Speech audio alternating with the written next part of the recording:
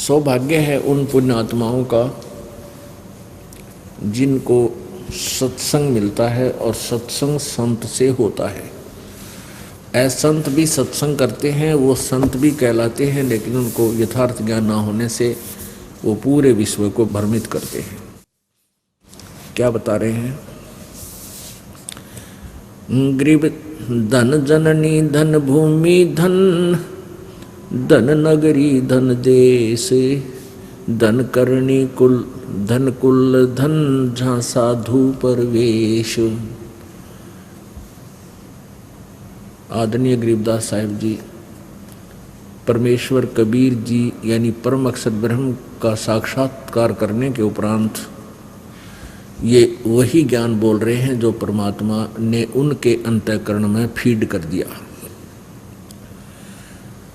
अब क्या बता रहे हैं कि धन जननी धन्य भूमि धन्य और धन्य नगरी धन देश धन करनी धन कुल धन जहाँ साधु प्रवेश। कि जिस नगर में संत परम संत आ जाते हैं तो वहाँ की पुण्य आत्माओं के कहते धन्य है उनके माता पिता जिनसे जन्म हुआ। धन जननी धन भूमि धन्य वो अक्षेत्र वो भूमि वो पृथ्वी भी धन्य है। और धन नगरी धन देश धन वो नगरी और धन्य है वो देश। जैसे भारतवर्ष में परमात्मा कबीर जी स्वयं आए और फिर इस दास को अब भेज दिया अपना पेंडिंग काम पूरा कराने के लिए। तो ये भारतवर्ष भी धन्य है। धन जननी धन भूमि धन्य धन्य नगरी धन देश धन्य करणी धन्य कुल धन्य जहाँ साधु प्रवेश। आपकी करनी माने पिछले जन्म जन्मांतर की शुभ कमाई, वो भी धन्य है जिसके कारण आपको ये सत्संग और ये संत ये दास का यहाँ दर्शन होना सुलभ हुआ। क्योंकि संत के दर्शन के लिए आए हो तो आपको ज्ञान भी सुनाया जाता है। धन जननी धन कुल धन धन नगरी धन देश धन्य करनी धन्य कुल धन्य जहाँ साधु परवेशी। अब इस अमृतवाणी को आप आसानी से समझ सकोगे क्योंकि आपने बहुत सत्संग सुन लिए हैं। ग्रीव संत सुरसरी चलत है मारो देश बहंत बागड़ मंज बिलास होवे नदी सुरसरी संत। सुरसरी कहते हैं गंगा को। गंगा रूपी दरिया, गंगा जैसी यानी पवित्र, एक तो दरिया और फिर पवित्र जल। कहते हैं संत सुरसरी चलत है और मारू देश बहंत बागड़ मंद बिलास होवे नदी सुरसरी संत। जैसे जिस क्षेत्र में मारू क्षेत्र में दरिया नहीं थी, नहर नहीं थी और वहाँ नहरें निकाल दी गई सरकार के द्वारा। पहले उस क्षेत्र के नागरिकों का जीवन स्तर और उस नहर के जाने के बाद का जीवन स्तर दिन रात का अंतर हो गया। पहले तो उनको आहार भी समय पर नहीं मिलता था। 3-3 2-2 मंजिल की कोठियाँ बना रखी हैं, फुहारे ला रखे हैं, यानी इतने समृद्ध हो गए वो। ऐसे ही जिस क्षेत्र में परम संत परमात्मा भेजता है या प्रभु स्वयं भी आते हैं तो कहते हैं वो संत रूपी दरिया इस मारू क्षेत्र में, मारू क्षेत्र वो होता है जहाँ पहले जल का अभाव हो, बिल्कुल अभाव। तो ये सत्संग रूपी जल का अभाव, ये यथार्थ ये मीठे जल का अभाव था। यानी सत्संग तो बहुत सुनते थे, ये खारा पानी तो बहुत था, लेकिन ये मीठा जल यानी सत्संग रूपी जल उस संत रूपी सुरसरी यानी दरिया में ही मिल सकता है। तो वो संत रूपी दरिया जहाँ से बहती है, जहाँ पर वो चल रही है, तो वहाँ आसपास के अक्षेत्र की पुण्यात्माएं उनके पास आकर के और फिर अपने अंतःकरण की सिंचाई कर लेते हैं और फिर वो सभी सुखी हो जाते हैं। उस परमात्मा के सत्संग रूपी जल की सिंचाई से आपके अंतःकरण में भगवान की भक्ति रूपी फसल बन जाती है, तैयार होती है। संत सुरसरी चलत है मारू देश बहंत, धन करणी धन कुल धन जा साधु, धन जननी धन भूमि धन धन नगरी धन देश, धन करणी धन कुल धन जा साधु परवेश। ग्रीव संत सुरसरी चलत है ये मारू देश बहंत, बागड़ मंज बिलास होवे नदी सुरसरी संत। बागड़ उस क्षेत्र को कहते हैं जहाँ जल का अभाव हो, दरिया ना हो, उसको बागड़ क्षेत्र बोलते हैं। तो कहते उस बागड़ में भी नदी नहर जाने के बाद सबके ठाठ हो जाते हैं। ऐसे ही संत रूपी सुरसरी जिस क्षेत्र में बह रही होती है, यानी वहाँ सत्संग की गंगा बह रही होती है, और जो उसके लाभ उठाते हैं वो पहले तो उसके अभाव में मारू थे, फिर उस मारू क्षेत्र यानी उन हृदयों में भी भगवान की प्रेम की लहर और भक्ति की उमंग और परमात्मा की शक्ति उनके अंदर संचरित हो जाती है, वो सुखी होने लग जाते हैं। ग्रीब साईं सरीखे देख ले प्रतावे जय कोई, सप्त कोस जल चढ़ गया जा साधु मुख धोवे। सकल मेदनी मर गई शब्द न पूठा फेर, शब्द कोस क्या बात है डूबो मेर सुमेर। ग्रीब ऐसे साधु संत जन पार ब्रह्म की जात, सदा रते हरि नाम स्यो अंतर नाही गात। ग्रीव साध अगाध अपार जन परमानंद सो प्रीत, कहबत के तो संत है वे अवगत अलख अतीत। महिमा की जय संत की तन मन धन सब दे, सिर मांगे टाला नहीं मोर ध्वज लख ले। अपने आत्मा इन नकली संतों ने ओरिजिनल संतों की भी महिमा को डाउन कर दिया। इस वाणी में, अमृत वाणी में, सूक्ष्म वेद की अमृत वाणी में क्या बताया है कि महिमा की जय संत की तन मन धन सब दे। ओह, संत अगर आपको मिल जावे, कहते हैं उनका सत्कार कर, उनको तन मन धन न्योछावर कर दे, और सिर मांगे, शीश भी मांगे तो टाला नहीं, मना नहीं करे, मोर ध्वज लख ले। राजा मोर ध्वज के घर पे श्री कृष्ण और अर्जुन भेष बदलकर साधु रूप में गए थे। राजा मोर ध्वज अपने पुत्र तामर ध्वज को राज्य गद्दी प्रदान करने की शिरोमणि कर रहा था, राज्याभिषेक करना चाहता था। तो उस समय उसने एक यज्ञ कर रखी थी, उसमें श्री कृष्ण जी और अर्जुन भेष बदलकर चले गए साधु रूप बना के। पहले संत जो होते थे उनकी वचन में शक्ति होती थी, सिद्ध पुरुष हुआ करते थे, और उसमें के नागरिक भी उन संतों के वचन को फाइनल मानते थे। मोरध्वज राजा से श्री कृष्ण जी ने कहा, उन्होंने एक माया का शेर साथ बना लिया, सिंह, और कहा कि मेरे शेर को मांस खिला। ये किसी मतलब जानवर का मांस नहीं खाएगा, ये मनुष्य का मांस खाता है। और मनुष्य में भी समझ ले कि कहीं किसी पल्लेदार न पकड़ जावे, नहीं, ये तेरे परिवार के एक सदस्य का मांस खाएगा, और जो सदस्य आज इस शेर का, हमारे सिंह का आहार बनेगा, वो सीधा स्वर्ग को जाएगा। तो उस समय संत होते थे वो परमात्मा तुल्य ही होते हैं। जैसे श्री कृष्ण जी की शब्द में भी शक्ति है, और समय रहते हुए वो किसी भी व्यक्ति को ये लीला की थी, मोर ध्वज ताम्र ध्वज को आरे से चरवा दिया, जीवित कर दिया। इतनी शक्ति संत में, आम जो सही संत होते हैं उनमें मिल जाती है।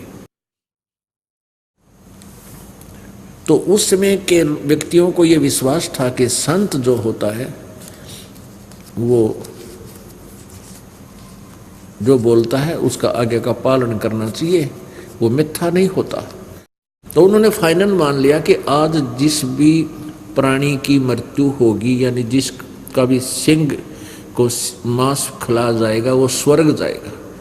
और स्वर्ग पाने के लिए तो मृत्यु तो होनी ही है, इतना ज्ञान था उनको।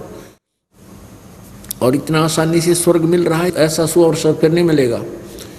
इस बात को सच्ची मानकर, संतों की वचन को सत्य मानकर, तीनों जनों ने अपने अपना सिर देने के लिए पहल की।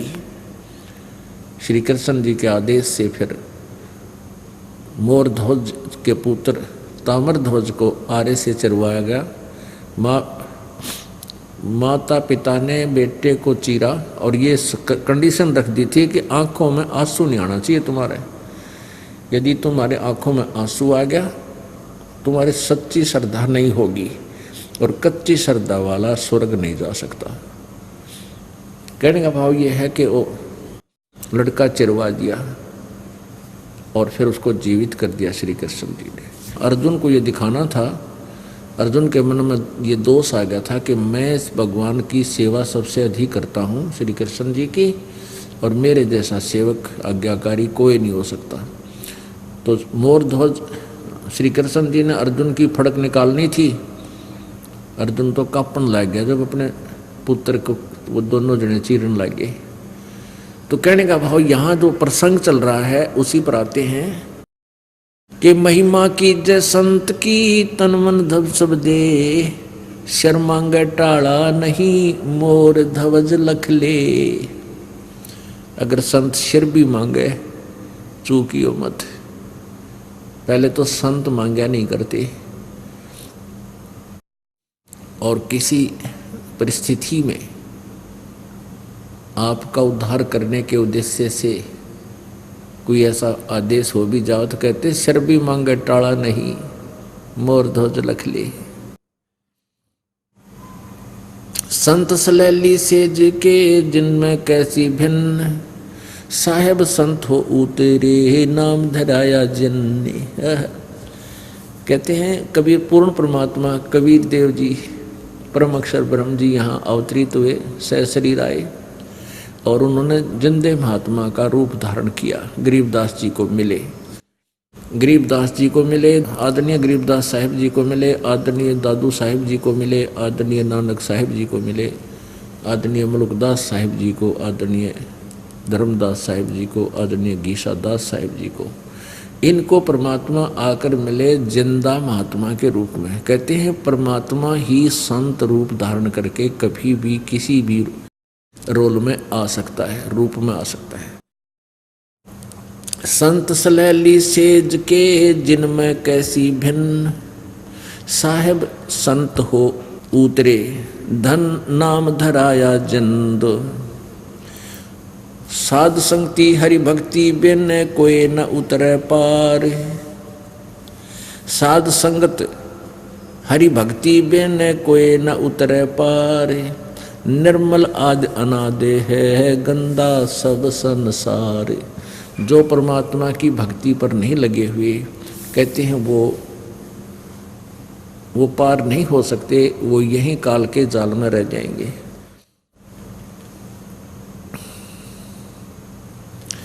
साध साध सब कोई कहें साध सुमत से जान।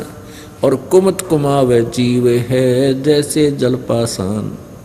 सब संत संत कहलाते हैं, लेकिन संत वही होता है जिसमें सुमति हो। सुमति माने यथार्थ ज्ञान हो जिसके पास। और कुमत कमावे, खोटे कर्म करे वो तो जीव होता है, चाहे वो किसी भी पदवी को प्राप्त किए बैठा है। कुमत करावे कमावे जीव है जैसे जल पाषाण। साध साध सब को एक है साध सुमत से जान। कुमत कुमावे जीव है जैसे जल पाषाण। जो जल में पाषाणे है बीजत नाही अंग, चखमक लागे अग्नि है कहा करे सत्संगे। अब क्या बता रहे हैं कि जैसे पत्थर को और जल में डाल दे, चाहे समुद्र में डाल दे, दरिया में डाल दे, और उसको चाहे 100 वर्ष के बाद निकाल लो और निकाल कर फिर उनको एक दूसरे से टच कर दो, नो की नो चिंगारियाँ फटेंगी, उसमें से चिंगारी निकलेगी, वो शीतल नहीं हुआ। तो क्या बताते हैं कि जो निकम्मी आत्मा है वो ज्ञान सुनते भी हैं, सत्संग करते भी हैं और साधु संत भी कहलाते हैं। उनको उन 10-10, 20-20, 30-30 वर्ष भी हो गए सत्संग सुनते करते कराते साधु संत बनियाने, और फिर भी जरा सा उनको छेड़ दे आग पटेगी, इतना क्रोधित हो जाएंगे, पता नहीं के शराप दे दें, कितना बुरी तरह जुल्म करते। जैसे एक समय कुंभ का पर्व हुआ, हरिद्वार के अंदर हर पैड़ी पर भी का संयोग हुआ। वहाँ स्नानार्थ ये साधु संत, जिनको हम संत कहा करते थे, वो साधु संत वहाँ चले गए स्नान करने के लिए। ये तीनों गुणों के उपासक, ब्रह्मा जी, विष्णु जी, शिव जी के। तो ब्रह्मा जी के पुजारी तो बहुत कम होते हैं, वो तो एक ही था, जैसे हिरण्यकशिपु था, उसने भी कितने जुल्म किए। अब वैष्णु तो हैं विष्णु जी के उपासक, वैष्णु संत, और ये नाथ, कनपाड़े, नंगे, ओगड़ जिसने कहे, नागे जिसको बोलते हैं, और ये गिरी पुरी, ये सारे शिव जी के उपासक हैं, तमगुण शिव जी के। तो वहाँ क्या होता है, जब ये कुंभ का पर्व लगता है, स्नान करने के लिए तीर्थ पर जाते हैं, तो अपने अपने ग्रुप में गिरी अलग, पुरी अलग, ये नागा न्यारे, नाथ अलग, कनपाड़े न्यारे, और वैष्णु अलग से, ये अलग अलग ग्रुपों में आप अपने उनमें चले जाते हैं समुदाय में। फिर स्नान के समय ये सभी चलते हैं स्नान करने के लिए, काफी वर्ष पहले की बात है। तो सबसे पहले नागा पहुंच गए हरिद्वार, हर की पैड़ियों पर स्नान करने के लिए। उस पर भी कोई समय निर्धारित किया जाता है कि इस समय जो नहावेगा, इस समय से इस समय तक ये शुभ समय रहेगा, इसके दौरान जो स्नान कर लेगा उसका मोक्ष हो जाएगा, ऐसा इनका मानना है। वैसे ये वास्तविकता नहीं है, ये सदग्रंथों के विपरीत ज्ञान है, लोक वेद है, किसी संत आदि की चलाई हुई दंत कथा है। फिर भी वो स्नान करने के लिए वहाँ चले गए। तो पीछे से वैष्णु साधु आ गए। वैष्णुओं ने कहा कि नागाओ तुम बाहर आ जाओ, सर्वप्रथम हम स्नान करेंगे, हम सर्वश्रेष्ठ हैं, तुम बाहर आओ, वापस हटो, तुम नहीं नहाओगे। नागाओं ने कहा कि हम सर्वश्रेष्ठ हैं और हम निइच्छा हैं, हम बिल्कुल त्यागी और बैरागी हैं, हम तन पे वस्त्र भी ग्रहण नहीं करते, हम कोई वस्तु संग्रह नहीं करते, हम सर्वश्रेष्ठ हैं, प्रथम स्नान हम ही करेंगे इस कुंभ के पर्व में। अब वैष्णु साधु कहने लगे कि तुम काहे के संत हो, तुम काहे के श्रेष्ठ हो, तन पर वस्त्र भी नहीं धारण करते, पशु की तरह नंगे फिरते हो, तुम टट्टी के हाथ भी ना धोते, शरण फरड़ो, बाहर आ जाओ तुम, पहले हम स्नान करेंगे। अभी ऐसी उनकी फिर इतनी ही देर बात में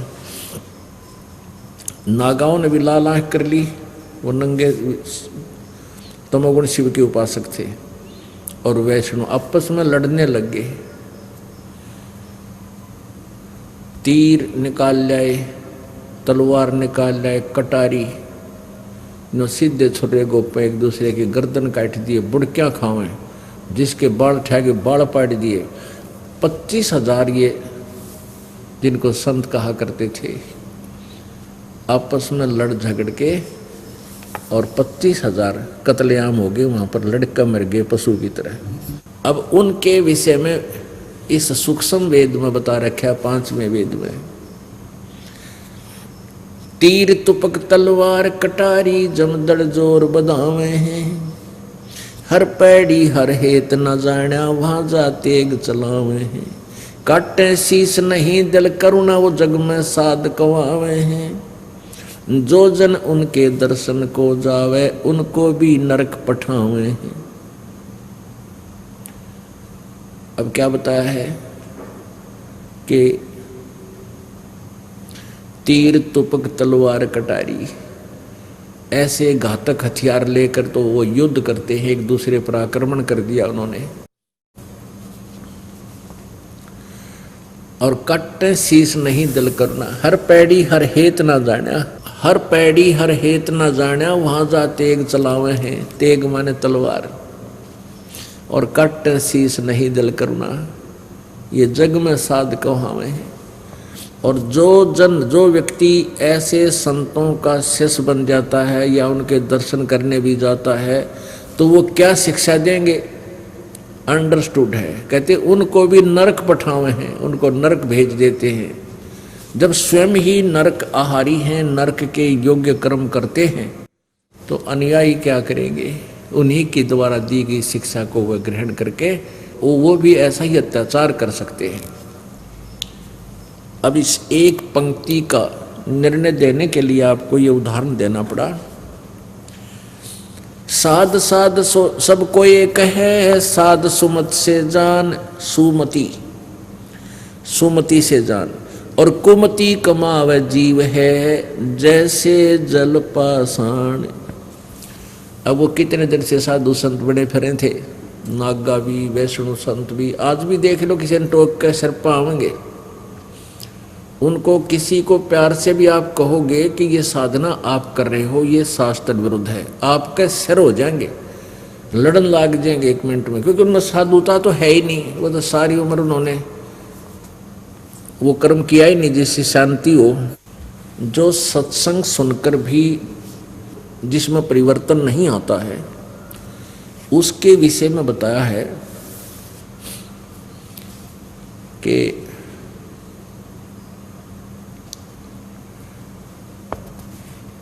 कोट वर्ष कर संगत संतों की, पत्थर का जल में के बीजे, चंदन बन में रंग ला दे, एक बांस बिटम भी ना सीजे। जो अशांत होते हैं, निकम्मी आत्मा होती है, वो चाहे सारी उम्र सत्संग में आते रहो, वो तो ऐसे हैं जैसे पत्थर को जल में डाल दिया, निकाला, जब एक दूसरे से टच किया, जो कि जो अंगारी उनमें फिर भी है, वो जो का तो दोष भरा पड़ा है। अन्यथा जल में प्रत्येक वस्तु शांत होती है, लेकिन पत्थर का असर नहीं होता। फिर क्या बताते हैं कि वो प्राणी ऐसे हैं, चंदन का पेड़ आसपास के सभी पेड़ों को, नीम को भी चंदन जैसी गंध युक्त, सुगंध युक्त कर देता है।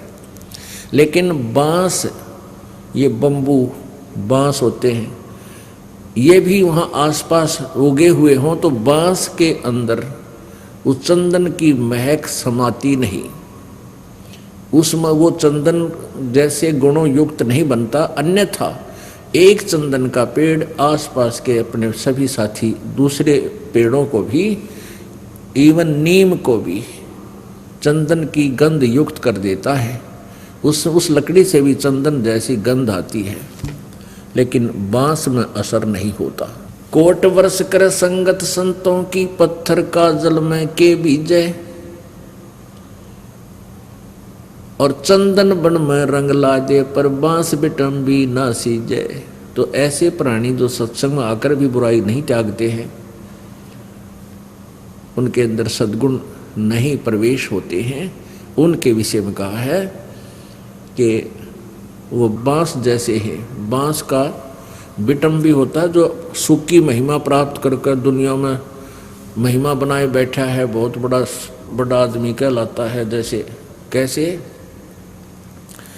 कहते हैं, गिरिवर जोड़ बड़े हैं ये माया के धनवंत, रावण की जो लुटेंगे जहाँ पाँव हनड़े नहीं संत। ओह, गिरवर माने गिरी माने पर्वत, और पर्वतों में भी श्रेष्ठ पर्वत जैसे हिमालय की महिमा बहुत गाई जाती है, एवरेस्ट चोटी की, कि सबसे ऊंचा। इसी प्रकार मान लीजिए कोई माया का धनवंत गिरिवर जोड़ बडेर है, यानी उन महिमा आसपास के क्षेत्र में कोई मंत्री है, मुख्यमंत्री है, प्रधानमंत्री है, राष्ट्रपति है, या कोई वैसे पैसे वाला धनी के रूप में प्रसिद्ध है, कहते हैं गिरिवर जोड़ बडेर है, जो ये माया के धनवंत, ये सब माया के धनवंत। और कहते रावण की जो लुटेंगे जहाँ पाहुंडे नहीं संत, जहाँ संत नहीं जाते, जिनके पाहुंडे माने मेहमान, जिनके पास संत नहीं पहुँचे या संतों का संग जिनको नहीं हुआ, वो रावण की तरह अंत में दुर्गति को प्राप्त होंगे, चाहे यहाँ के संसारिक महिमा उनकी कितनी बनी हो। अपने आत्माओं, रावण का दोष नहीं है वो राक्षस बना, वो दोष है उनके आध्यात्मिक गुरु का। उस आध्यात्मिक गुरु को स्वयं ही ज्ञान नहीं था, रावण के आध्यात्मिक गुरु जी को स्वयं ही ज्ञान नहीं था। उसने वेदों के आधार से, वेदों के ज्ञाता माने जाते थे वो ब्राह्मण, वो गुरु, और रावण को बता दिया कि ये भगवान शिव जी है, यही सर्वेश्वर है, यही महेश्वर है, इसी की पूजा से सर्वलाभ रिद्धि सिद्धि आ जाती है। अब रावण ने गुरु जी की आज्ञा का पालन करते हुए, उनकी बात को सत्य मानते हुए इतना सैक्रिफाइस कर दिया कि अपना यहाँ से काट के, यहाँ से अपनी तलवार से ऐसे काट कर उसके चरणों में समर्पित कर दिया, और उसको भगवान शंकर जी ने वापस दे दिया। फिर 10 बार ऐसे चढ़ाया, 10 बार इसको वापस जीवित कर दिया। अपने आत्माओं, इतनी शक्ति इन महापुरुषों, इन त्रिलोकी नाथों में है कि जिसका जीवन शेष है और जो इन पर समर्पित होकर के कुर्बानी करता है, तो ये उसके जीवन को वापस दे सकते हैं और सिद्धि रिद्धि भी दे सकते हैं। लेकिन ये सभी इस जीव के शत्रु हैं। अब रावण को उसके प्रतिफल में, अपने भगवान शिव की साधना के प्रतिफल में क्या मिला? सिद्धि मिल गई, आकाश में उड़ जाने की, और इतना रिद्धि मिल गई, इतना धन मिल गया कि सर्व सोने की लंका बना ली। जैसे हम तो मिट्टी की ईंट बनाते हैं, पकाते हैं, उसने सोने की ईंटों से अपने दीवारों की चढ़ाई करवा रखी थी, और सोने की ही गारा मान ले, सोने को गारा बनाकर मेल्ट कर उसको ऊपर डाला गया था, और सोने की ईंटों से वो महल बना रखे थे। अपने आत्मा अनंत में क्या रहा? राक्षस कहलाया, कुत्ते वाली मौत में रहा। गिरिवर जोड़ बडेरे हैं ये माया के धनवंत, रावण की जो लुटेंगे जहाँ पाहुंडे नहीं संत।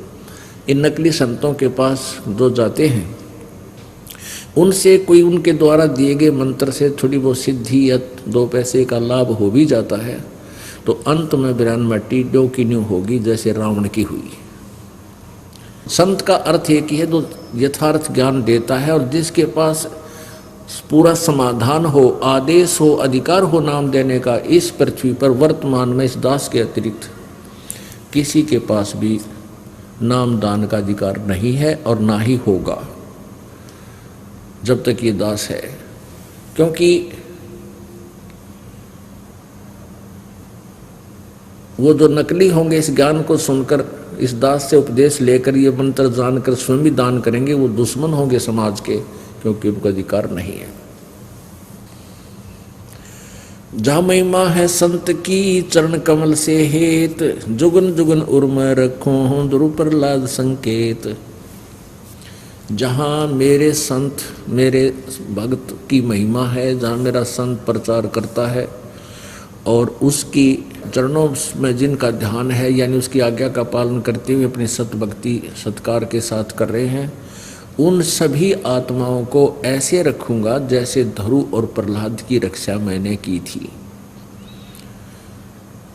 ये संकेत बता रहा हूँ, एक उदाहरण दे रहा हूँ, एक आपको प्रमाण बताता हूँ, परमात्मा बोल रहे हैं गरीबदास जी के माध्यम से, कबीर जी बोल रहे हैं। गरीबदास जी को जो ज्ञान दे दिया, गरीबदास जी ने आगे बोला, जा महिमा है संत की चरण कमल से हेत, जहाँ मेरे संत का सत्कार होता है और उनके चरणों में प्रेम है, उनके प्रति श्रद्धा है, जिन भक्तों की उनकी मर्यादा में रहते हैं, भक्ति करते हैं, तो जोगन योगन और मैं रखूं ध्रुव प्रहलाद संकेत।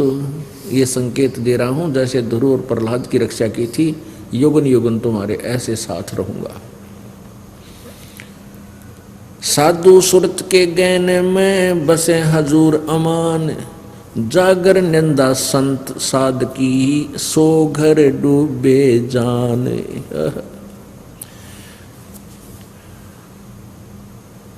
संत, जिस घर में संत की निंदा होती है, यानी ऐसे संत को कोई निंदा करता घर बैठ के, उन घरों का तो नाश समझो, उनका विनाश हो जाएगा, वो डूब जाएंगे। लक्षल छिद्र मैं करूं अपने संतों काज, लक्षल छिद्र मैं करूं अपने संतों काज, अरणक से पूजो मार हूं नरसिंह धर हूं साज। स्वर्ग पतालों सकल में आप कबीर है राम, नरसिंह होकर अवतरे है प्रहलाद भक्त के काम। जहाँ जन की महिमा सुनो ताम गवन करंत, वो तो नगर अमान है जहाँ मेरे प्यारे संत।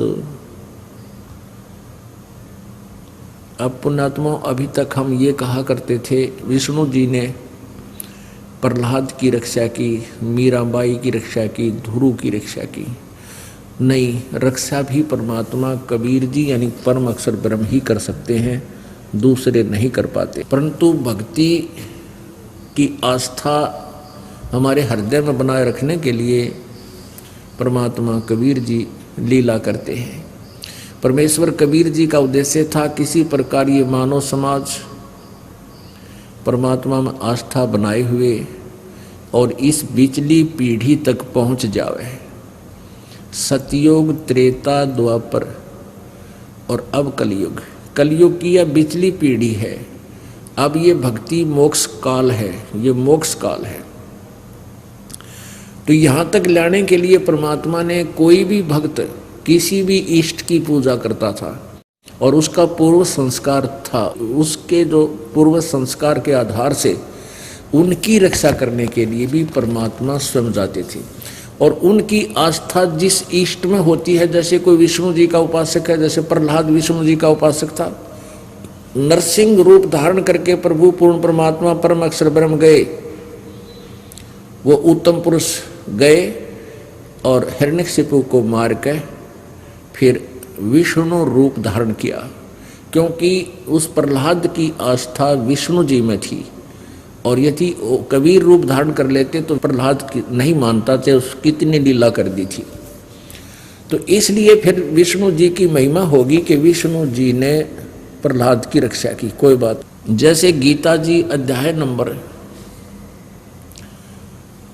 गीता जी अध्याय नंबर 15 के श्लोक नंबर 16 और 17 में 3 परमात्मा बताए हैं।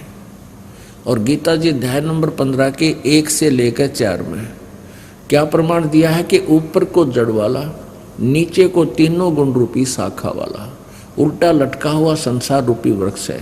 और जो संत इस वृक्ष के सभी पार्ट्स को, सभी विभागों को भिन्न भिन्न बताता है, स वेदवित, वो वेद के तात्पर्य को जानने वाला है, वह तत्वदर्शी संत है। जिस तत्वदर्शी संत के विषय में चौथे अध्याय के 34वें श्लोक में पवित्र गीता जी में कहा है, उस तत्वदर्शी संत की पहचान बताई है कि जो सभी parts of the body of tree, इस वृक्ष के सभी पार्ट्स के बता देगा, अलग अलग बतावेगा, वह वेदवित है, वो वेद के तात्पर्य को जानने वाला है, वो तत्वदर्शी संत है। फिर इसमें बताया कि तत्वदर्शी संत क्या बताता है कि अक्षर पुरुष एक पेड़ है, निरंजन वा की डार, तीनों देवा शाखा है, ये पात रूप संसार। अब देखिएगा यहाँ एक इसके साथ इसका लिंक है, उल्टे लटके हुए संसार रूपी वृक्ष का। ये देखिएगा ये उल्टा लटका हुआ संसार रूपी वृक्ष है। गीता जी अध्याय नंबर 15 के श्लोक नंबर 1 से 4 और श्लोक नंबर 16 से 17 का आशय ये अलग अलग बताया कि 1 से 4 में यही बताया कि ऊर्ध्व मूलम अधः शाखम अश्वत्थ प्राहु, तो ये और 16 में वो 3 अलग अलग भगवान बताए। 16-17 में परमात्मा ने खुद बताया अक्षर पुरुष एक पेड़ है, निरंजन यानी ब्रह्म उसकी डार, ये डार ब्रह्म है। ये अक्षर पे वृक्ष जो जमीन से बाहर दिखाई देता उसको पेड़ बोलते हैं। ये अक्षर पुरुष एक पेड़ है ये, और निरंजन वा की डार ये ब्रह्म, ये अक्षर पुरुष, ये ब्रह्म क्षर पुरुष, और तीनों देवा शाखा हैं, रजगुण ब्रह्मा, सतगुण विष्णु, तमगुण शिव जी, तीनों देवा शाखा हैं। ये पात रूप संसार और ये गुप्त रूप जो है, गुप्त है, ये परम अक्षर ब्रह्म है जो जड़ कहलाता है, ये परम अक्षर ब्रह्म है। ये पूर्ण ब्रह्म कबीर जी है, कबीर साहब है। तो इसमें क्या बताया कि ऊपर को जड़ वाला, नीचे को तीनों गुण रूपी शाखा वाला उल्टा लटका हुआ संसार रूपी वृक्ष है। और जो इसके सभी विभागों को बताता है वो तत्वदर्शी संत है। और तत्वदर्शी संत के बाद तत्व ज्ञान प्राप्त होने के उपरांत उस परम पद परमेश्वर की खोज करनी चाहिए, जहां जाने के बाद साधक फिर लौटकर संसार में कभी नहीं आते, जिनकी जन्म मृत्यु कभी नहीं होती, जो पूर्ण मोक्ष प्राप्त करते हैं। और जिस परमेश्वर से पूरे संसार रूपी वृक्ष की प्रवृत्ति विस्तार को प्राप्त हुई है, अर्थात जिसने सभी ब्रह्मांडों की रचना की है, जो कुल का सृजनहार है, वो परमात्मा, उसकी साधना करनी चाहिए और की नहीं करनी चाहिए। गीता ज्ञानदाता कहता मैं भी उसी की शरण में हूं, एक उसी परमात्मा की पूजा करो। गीता जी अध्याय नंबर 15 के श्लोक 16 में कहा कि 2 परमात्मा हैं, 2 भगवान विशेष रूप से विख्यात हैं। इस ब्रह्मांड में 2 भगवान हैं, इस काल के इस मिट्टी वाले लोक में। ये देखिएगा श्रीमद् भगवद गीता जी,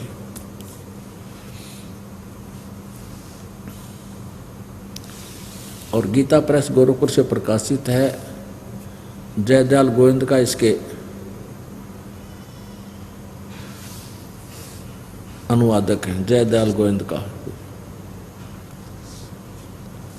और यहाँ देखो इसके अध्याय नंबर 15 के श्लोक नंबर 16-17 में आपको दिखाते हैं।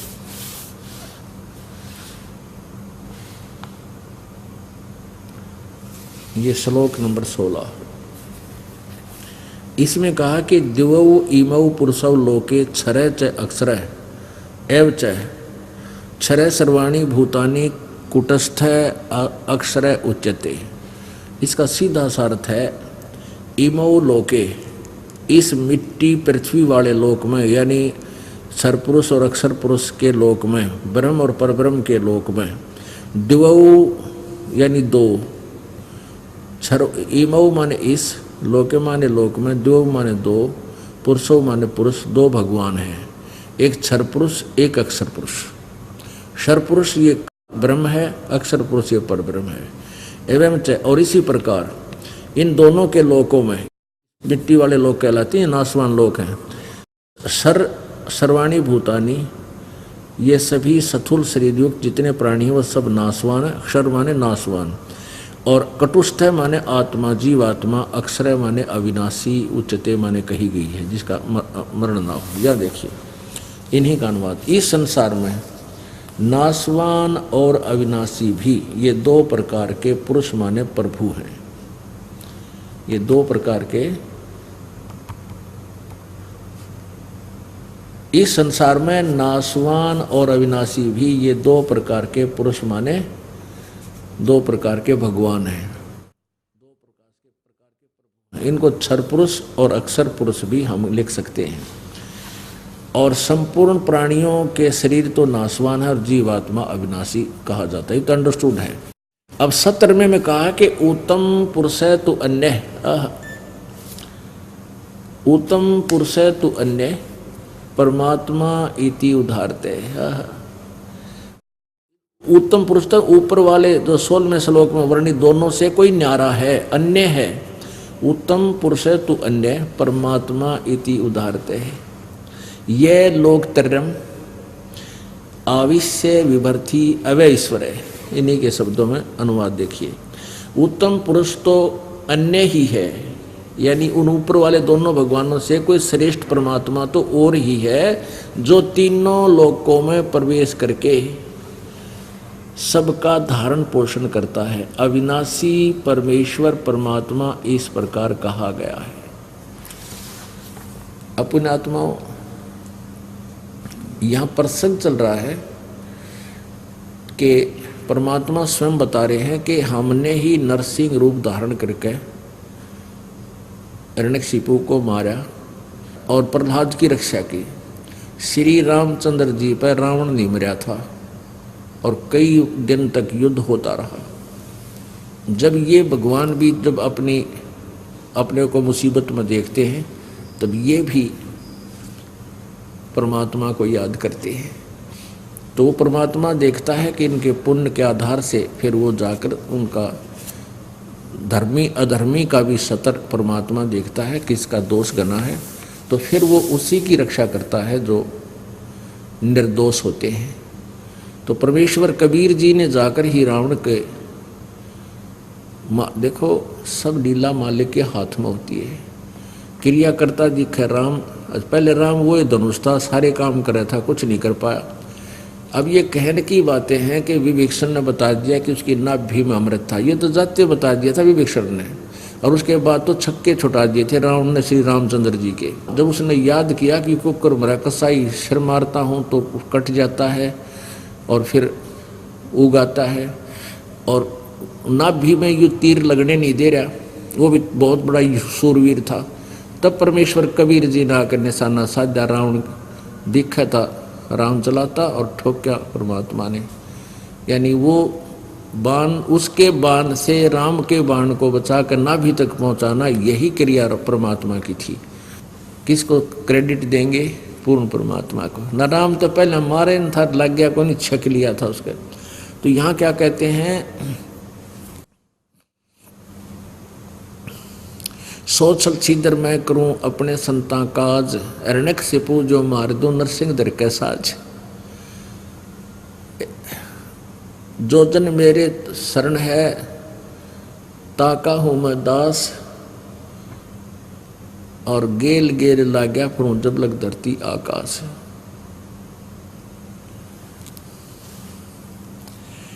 अब यहाँ ये दास ये समझाना चाहता था कि ये जो परमात्मा परम अक्षर ब्रह्म ही सारे काम करता, तीनों लोक में प्रवेश करके, जैसे मूल से आहार पूरे वृक्ष को प्राप्त होती है, ऐसे ही पूर्ण परमात्मा ही सभी प्राणियों के सब कार्यों को वही संपूर्ण करता है, और कोई सक्षम है ही नहीं। इति सिद्धम। जहाँ जन की महिमा सोनो ताम, स्वर्ग पतालों सकल में आप कबीर है राम। नरसिंह होकर अवतरे प्रहलाद भगत के काम। जहाँ जन की महिमा सोनो ताम गवन करंत, वो तो नगर अमान है जहाँ मेरे प्यारे संत। आपने ऋग्वेद मंडल नंबर 9 और सूक्त नंबर 86, मंत्र नंबर 26-27, ऋग्वेद मंडल नंबर 9 सूक्त नंबर 82, मंत्र 1, 2, 3, इनमें आपने सुना, देखा, पढ़ा। कल रात को कल दिन में आपको दिखाया था कि वो परमात्मा जहाँ भी धार्मिक अनुष्ठान यथार्थ भक्ति मार्ग जहाँ प्रचारित किया जाता है, कहते वो चलकर वहाँ शीघ्र बिजली जैसी गति से उस स्थान पर परमात्मा पहुँच जाते हैं और वहाँ पर विद्यमान रहते हैं। लेकिन हम नहीं देख सकते उस परमात्मा को, वो साकार होते हुए भी हमारी आँखों से ओझल होता है, क्योंकि उसको देखने के लिए हमें दिव्य दृष्टि की आवश्यकता होती है।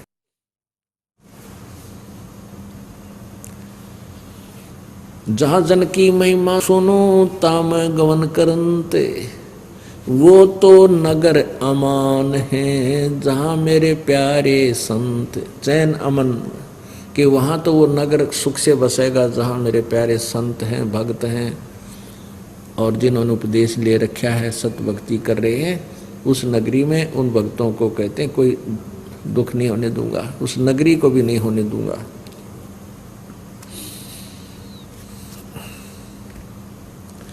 साध साध सब कोई कहे, साध समुद्रों तीर, अवगत की गत को लखे है, गए कबीर सुधा शरीर। संत सकल के मुकुट में साईं साध समान, बड़ भागी वे हंस हैं जिनकी संतों नाल पिछाण। संत सकल के मुकुट हैं साईं साधु जान, और बड़ भागी वो हंस हैं जिनकी संतों नाल पिछाण। क्या बताते हैं कि संत सकल के मुकुट हैं, शिरोधार्य हैं वो संत, मुकुट सिर पर रखा जाता है, कहते हैं यूं रखने जोगे हैं वो संत। और साईं साध समान, ऐसे संत, ऐसा भक्त, ऐसा संत गुरु तो परमात्मा के तुल्य होता है। साईं साध समान, वो साधु तो साईं यानी भगवान के तुल्य होता है। और बड़ भागी वो हंस हैं, भक्त हैं जिनकी ऐसे संतान नाल पहचान, जिनकी ऐसे संत के साथ जान पहचान अर्थात वहाँ उसका संपर्क हो चुका है। संत शिरोमणि बसत हैं चरण कमल भगवान, गरीबदास सतगुरु बिना हंस न पावे जान। गरीबदास जी कह रहे हैं कि सच्चे गुरु के बिना संत शिरोमणि बसत हैं और चरण कमल भगवान। वो संत शिरोमणि संत तो परम संत होते हैं, वो प्रभु के चरणों में रहते हैं। और जो समर्थ के चरणों में यानी रहता है उसका नौकर है, तो फिर वो उसका तो कल्याण होना ही होना है। और गरीबदास जी कह रहे हैं सतगुरु बिना हंस ना पावे जान, यानी वो सतलोक नहीं जा सकता। अब जैसे कोई अनाड़ी है, यहाँ छोटी मोटी गलती कर देते हैं, दास उनको धमका देता है भैया, क्योंकि दास एक टीचर है और टीचर का कर्तव्य बनता है, चाहे वो राष्ट्रपति का बालक हो, वो वहाँ विद्यार्थी है और उसको वो गलती करता है, टीचर उसको ये सोचकर छोड़ देता है कि तो बड़ा महत्वपूर्ण व्यक्ति का पुत्र है, तो वो उसका शत्रु है। उसको आम बच्चे की तरह ट्रीट करना उसका परम कर्तव्य बनता है टीचर का, नहीं तो उसका भविष्य पर बिगड़ जाता है। तो ऐसे ये दास इस उद्देश्य से आप जी को, आप मेरे बच्चे हो, मेरे विद्यार्थी हो, चाहे कोई 60 साल का है, चाहे कोई 10 वर्ष का है, कोई 5 वर्ष का है, चाहे 20 वर्ष का है, चाहे, तो आप सभी विद्यार्थी हैं। और आपकी यहाँ आयु उसी दिन से प्रारंभ होती है जिस दिन से आपने नाम लिया है। एक लड़की भक्तों की लड़की थी और वो अभक्तों में ब्याही गई। कुछ दिनों के बाद उनके गुरुजी उस लड़की के वहाँ चले गए, पता कर लिया मैं उधर जा रहा हूँ, लड़की कहाँ ब्याही है, तो वहाँ चले गए। लड़की से पूछा, उसकी सास घर पर थी, ससुर नहीं था। उस लड़की से पूछा कि संत ने कि तेरा ससुरा जीव है कि मर गया? अगर जी वो तो मरा हुआ है। तेरी सास कितने दिन की है? कि वह तो जी अभी 6 महीने की है। वह सास सुने बैठी बैठी, अगर देख किसी ने कमी झूठ बोलने लग रही अपने गुरुजी के सामने। तो जब तक वो चला गया तो सास ने क्या किया, अपने पति को यानी उस लड़की के ससुर को बर दिए कान उसके कि यह बहू के आगे हमारा तो हमारी बेइज्जती करवा है। इनकी कोई जान पहचान का आ रहा था, उस तन्यो बोली, उसने पूछा तेरा ससुरा जीव है या मर गया? अगुया बोले वो तो मरा हुआ है, मर रहा है यानी मर चुका है। वो जीता को ना, जीवित को ना।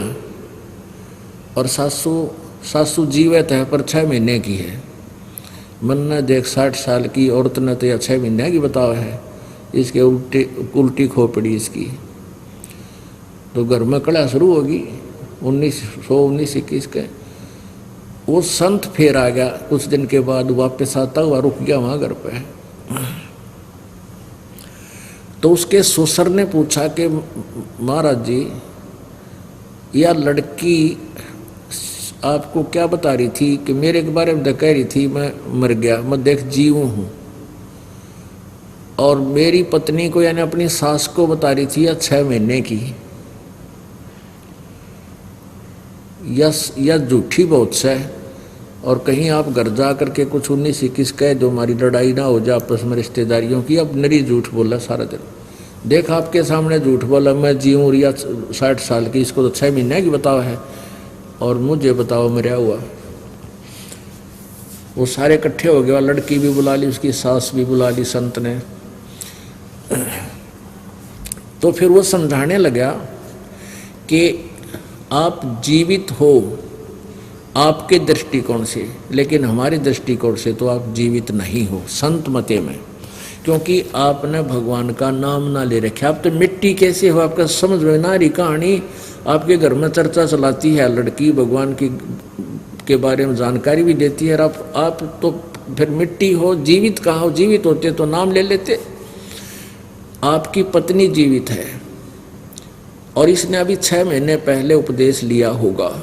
वह बोली हाँ जी, उड़े बैठी थी, कहाँ 6 महीने पहले मैंने यह लाई है दुआ का एक नाम, वो यहाँ संत आ रहा था 6 महीने पहले। उसने कहा संत ने कि माई, जिस दिन सतगुरु भेंटिया और वो दिन लेखे जान, बाकी समय खो दिया बिना गुरु के ज्ञान। जिस दिन से तुम्हें उपदेश मिला है उस दिन से तुम्हारा मनुष्य का जीवन माना जाता है, उस दिन के बाद तुम्हारी एज गिनी जाती है। तो मैं बोला अच्छा यह बात ठीक, यह बात है। तो ससुर ने भी नाम ले लिया, 2 दिन रोक्या संत, वहाँ पर ज्ञान हुआ, चर्चा चली, फिर नाम लिया।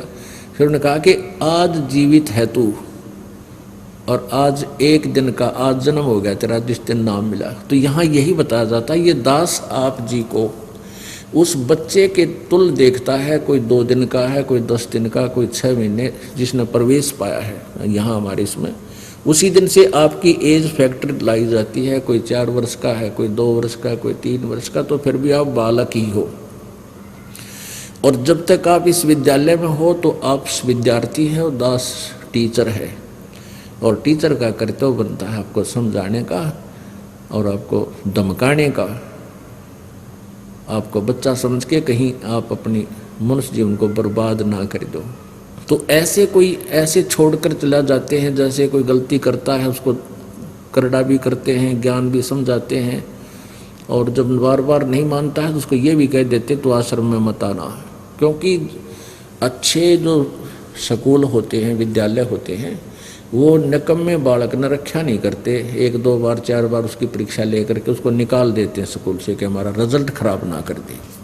तो वो व्यक्ति फिर क्या करते हैं नालायक, ये कहते हैं कि हम तो अपने घर में भक्ति कर लेंगे, अपने घर पर भक्ति कर लेंगे। कहते हैं परमात्मा ने क्या सतगुरु संगत छोड़ के चाहे लाख वर्ष तप कीन, और इंद्री कर्म ना मोक्ष होए फिर काल के आधी। सतगुरु की शरण छोड़ के, सतगुरु संगत छोड़ के चाहे लाख वर्ष तक वो साधना करते रहिए, वही बताई हुई, आप पार नहीं हो सकते। इंद्री कर्म ना मोक्ष होए, वो पाप नष्ट नहीं होंगे, ना आपके विकार जा सकते और ना ही परमात्मा प्राप्ति हो सकती, फिर काल के अधीन। तो यहाँ वही बता रहे परमात्मा के संत शिरोमणि बसत है चरण कमल भगवान, गरीबदास सतगुरु बिना हंस न पावे जाने। अब यहाँ से जो कट गया तो परमात्मा से कट गया, ठीक है। जब तक उसने 2 वर्ष 4 वर्ष 5 वर्ष जिसी भी साधना कमाई दान किया वो उसके पास है, और वो कमाई काल इसको पूरी देगा क्योंकि उसके पुण्य है। हो सकता है इस जन्म में भी वो सुखी रह जाए और स्वर्ग में भी चले जाएं, क्योंकि यह कमाई ऐसी ज़बरदस्त है, कुछ ही दिनों में बहुत ढेर लग जाता है। लेकिन वो यूज क्या हुआ, फिर 84 लाख योनियों में आ गई। हमारा उद्देश्य यहाँ सदा के लिए पीछा छुटवाओ और ऐसे लोक में चले जाओ, फिर मृत्यु ना हो, बुढ़ापा ना हो, कोई रोग ना हो हमारे शरीर में, किसी प्रकार का कोई अंग भंग, अंधे गुंगे लंगड़े हम ना होए। तो वहाँ भी आपका ऐसे ही सृष्टि होगी, ऐसा ही परिवार होगा, और वहाँ जो सुख आपको होगा तो यहाँ के परिवार में आपको 700 जन्म लाख जन्म नहीं हो सकता। और वहाँ आपका कभी मरण नहीं होगा, सदा बाहर वृक्ष एक जैसी मौसम रहता है, और वहाँ बड़ी अमृत की वर्षा होती है, फौहार चलती है। तो ऐसे उस लोक में हमने जाना है। और जब तक वहाँ नहीं गए तो कहते हैं चार मुक्ति जहाँ चंपी करती माया होरी दासी, दास गरीब भय बुद्ध प्रसव मिले राम अविनाशी।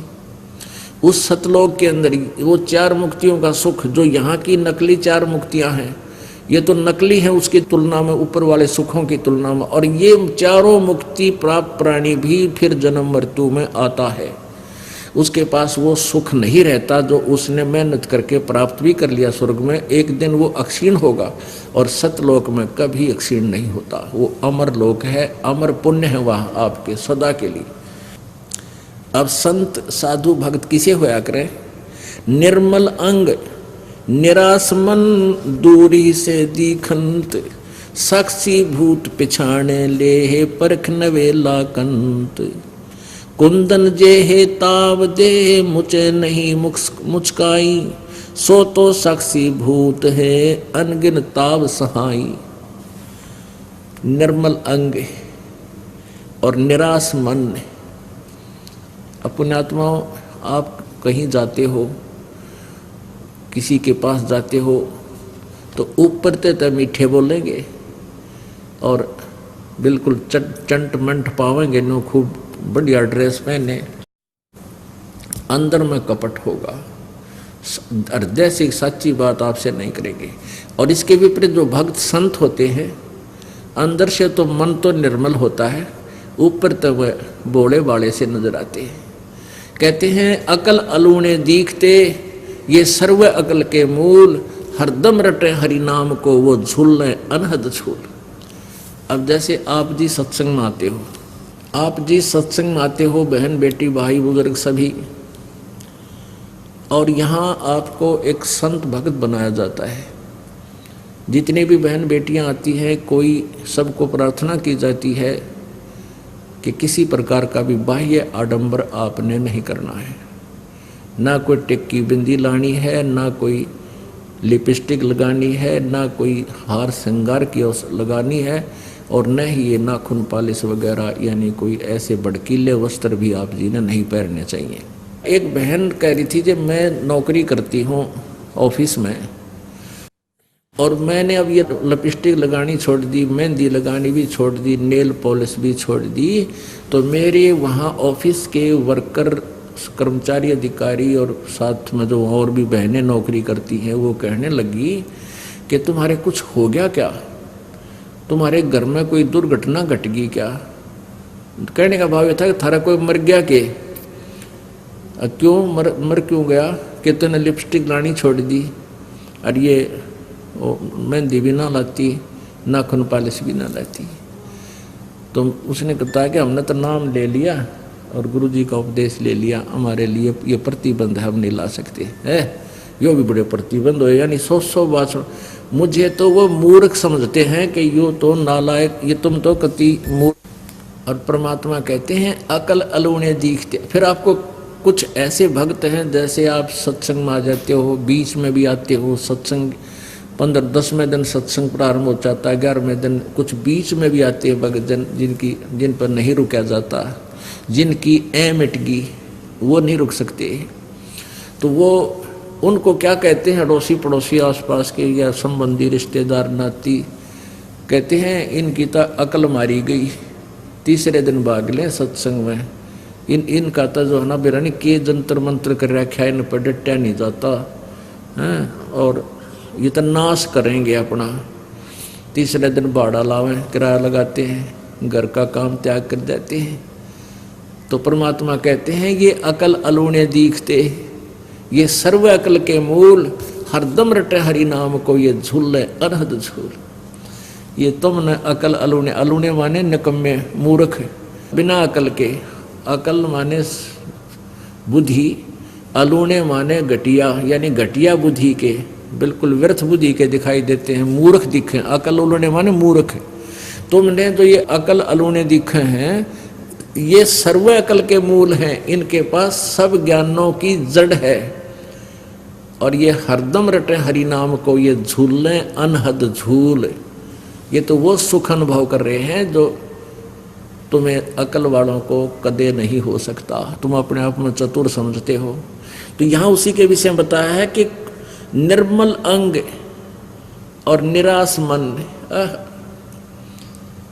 अब जैसे पुण्यात्माओं नाचना गाना, ये लिपस्टिक आदि लगाना, वो आप सिद्ध कर रहे हैं कि आज तू लिपस्टिक नहीं लगा का ये कोई मर गया क्या? यानी कोई मृत्यु हो जाती है तो फिर ये ना लिपस्टिक लगाते, ना मेहंदी लाते, ना कोई त्योहार मनाते, ना नाखून पालिश लगाते। तो कहने का भाव ये है क्या तुमने पक्का मान रखा था कोई मरे को नहीं, इसलिए तुम ये सारे फंड कर रही हो बहन बेटियां? तो हमें पहले ही पता है कि कभी भी बिजली गिर सकती है, फिर क्यों हम पहले ना लाते, जरूरत है कोई नहीं। यहाँ पर भगवान ने वैसे शरीर बतेरा अच्छा दे रखा है, इसका सुंदरता इसकी है, जो भक्ति करे तो सुंदर है, ना तो काटने का कोई ना। राम रटत कोढ़ी भला चूचू पड़े दो चाम, और सुंदर दे किस काम की जा मुख ना ही नाम। परमात्मा ने हमें सब ज्ञान दे दिया, इसलिए हमें यहाँ खुशी नजर क्या है कि नहीं आती। ईब इंसान दांतरे काट रहा है, नाचा है, कूद है, ब्याह हो गया, लड़के का की शादी है, और कुछ देर पीछे संदेशा आ गया कि बारात एक्सीडेंट होगी और दूल्हा मर गया। कई बार देखते हैं समाचार पत्रों में, पहले दिन डांस की फिल्म आ रहे हैं उनके, अगले दिन वहाँ रोआ राट माच रहा है, वो लड़का मर गया। जैसे नानक साहब जी कहते हैं, ना जाने काल की कर डारे किस विध डल जा पासा वे, और जिनाते सरते मौत खुड़क दी उनानू केड़ा हासा वे। यहाँ एक सेकंड का भी भरोसा नहीं किसका किस पर बिजली गिर जा। ये पीछे देखो पोलैंड के पूरा कैबिनेट यानी पूरा मंत्रिमंडल राष्ट्रपति समेत जहाज में जावा था, 95 आदमी एक के सेकंड में मृत्यु को प्राप्त हो गए, एरोप्लेन क्रैश हो गया। और उनकी कितनी उमंग थी, कितने ठाठ बाट थे।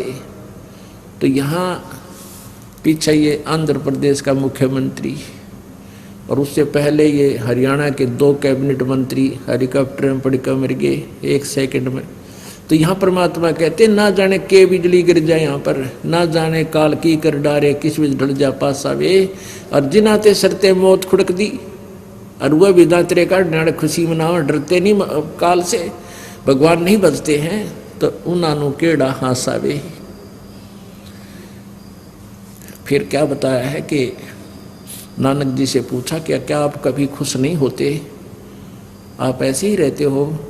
कहते खुशी मैं खुश होता हूँ जब मेरे शिष्य इस संसार से में जाते हैं सत्संग सुनकर, और फिर जो के तो वापस आ जाते हैं, उनसे डगमग नहीं होते। मुझे डर रहता है कि मेरी फसल में कोई कीड़ा ना लग जाए और वो ख़त्म कर दे मेरे पौधे को। और जब तुम वापस आ जाते हैं सभी ये संत भक्त मेरे, तो मुझे बहुत खुशी होती है। साध मिले साड़ी शादी होंदी, और विछड़ दें दिलगिरी वे, अखते नानक सुनो जहाना मुश्किल हाल फकीरी वे। कहते हैं इस गंदे लोक में नकली संतों ने जनता को भ्रमित कर रखा। यहाँ पर फकीरी माने साधना भक्ति, या बड़ी मुश्किल होगी है। इन नकली संतों के झूठे ज्ञान से ये प्रभावित हो जाते हैं बच्चे, और यथार्थ ज्ञान से विचलित हो जाते हैं, फिर इनके ऊपर बहुत आपत्तियां आती हैं। ये जो मेरे भक्त मेरे पास आते हैं तो मुझे खुशी होती है, लेकिन हम इस खुशी को नाच के गा कर प्रकट नहीं करते, अंदर अंदर हमारे अंदर महसूस होता है। साध मिले साड़ी शादी होंदी, और जब ये चले जाते हैं विछड़ जाए दिलगिरी वे, दिलगिरी माने दुख होता है। क्यों होता है? ये टेंशन बन जाती है कि कहीं इनको कोई भ्रमित ना कर दे और इसका जीवन बर्बाद हो जाए। इस बहुत प्यारी आत्मा का मुश्किल से रास्ता मिला है। तो अखदे नानक सुनो जहाना, या मुश्किल हाल फकीरी वे, फकीरी माने भक्ति साधना। कहते यह मुश्किल इसलिए होगी कि नकली संत गणे हो गए, ये बर्बाद कर देते हैं, भ्रमित कर देते हैं। तो यहाँ उसी का अंतर है कि निर्मल अंग निराश मन, अंदर तो आत्मा साफ है इनकी, और ऊपर तो ये सीधे कति उदास से दिखाई देते हैं भक्त। आप देखते हो कोई मेला भरा कि तब धार्मिक भी मेले भरते हैं ना, वहाँ भी ये बाण बेटियाँ और भगत सारे बढ़िया ड्रेस गाड़ कर जाएंगे, सारी लिपस्टिक श्रृंगार करके जाएंगे, थोड़ा जनो हैं बकवाद करने जाओ हैं। और यहाँ आते हैं, अब देख लो किसी के चेहरे पर अंदर से बोलोगे बड़े प्यार से, सत साहेब भाई, नमस्कार बहन, सत साहेब बहन, बेटी, सबको आदर से बोलेंगे, और ऊपर तो इसे लगेंगे जनो इनका कि मैं खो गया। तो हमारी वस्तु बहुत कीमती खो चुकी है, उसको तलाश कर रहे हैं। वो कौन सी की वस्तु है? वो परमेश्वर कबीर जी है, जिससे हम बिछुड़ गए हैं, और उसके पाने के लिए हम प्रयत्न कर रहे हैं।